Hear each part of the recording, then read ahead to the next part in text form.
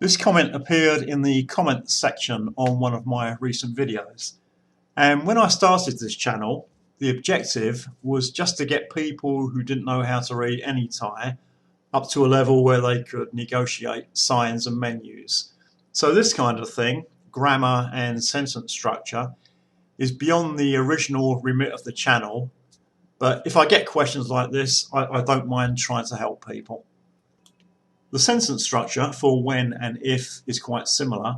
The only thing that really changes is the degree of probability.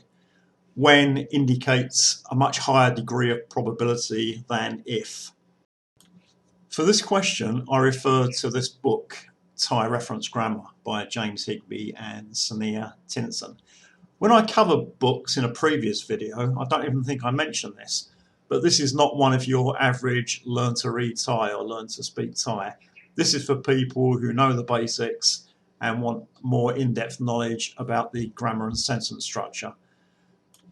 I don't know much about James. All I know is that he sent me an email some years ago and he seems like a really nice guy, so I hope he doesn't mind me using some examples from his book. Here are some conditional sentences from the book using if and then clauses. So first one, Ta chan bai, kun ja bai doi,ก็ได้. Second one, Ta chan put Thai, I would probably say Pasa Thai.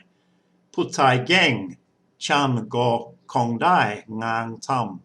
And the last one, Ta gin mok go ja im. If we just break down the last example word by word, you'll see the simple Thai sentence structure. Ta, if. Gin, that's the informal word for eat. Mok, everything. Got, then. Ja, will. Im, full. You'll see it's a lot easier than the English sentence structure.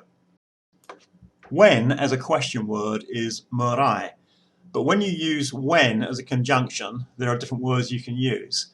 And in James's first example, he uses ta, the word for if. So ta, by tung, angret, lao, pom jat to maha. In the second and third, we use the word ton as the conjunction when. So second one, rao pop gun, we met. That could also be jergan, ton to rian nang si. And James's translation here is when she was a student, but the actual translation is when she studied. Rian to study, nang si, books. I don't know why Thais always say study books instead of just study. The third one is pom ma, ton kao mayu. I came when he or she wasn't here. And the last example uses the word mua for the conjunction when. So chan tangang mua chan ayu yisip. And there are more.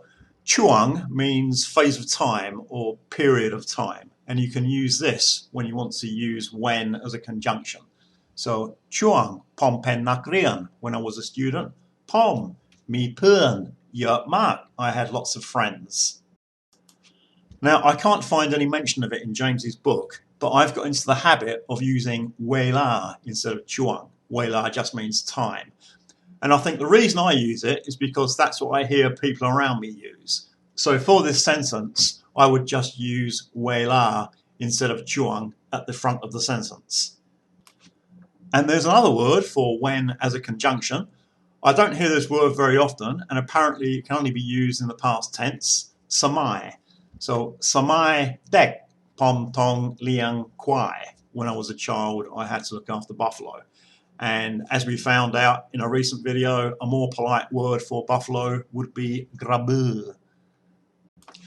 And there's quite a nice example of what I was explaining recently about the differences between formal and informal Thai and the very flowery language that is used in formal Thai.